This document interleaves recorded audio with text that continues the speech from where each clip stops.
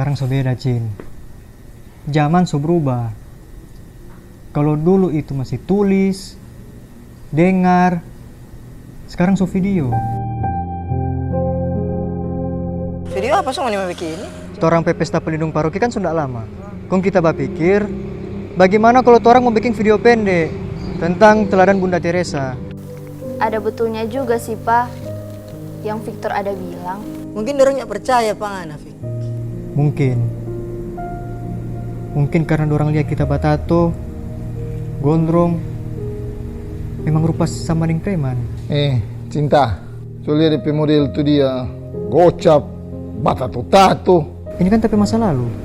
Tiap kali kita lihat ini tato, secara ndak langsung, dia kasih ingat apa kita supaya jangan balik di masa lalu. Ingat kasih yang papa, orang itu boleh berubah. Kita cuma suka mempersembahkan sesuatu for orang paroki.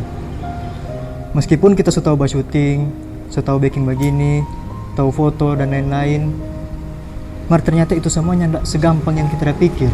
Walaupun kita so bisa itu semua, so boleh baking itu semua, cuma kan itu percuma kalau tidak ada bantuan dengan dukungan dari umat, termasuk cinta om dengan tante. Banyak kok yang kasih ini. Cuma cinta so boleh sok. Betul.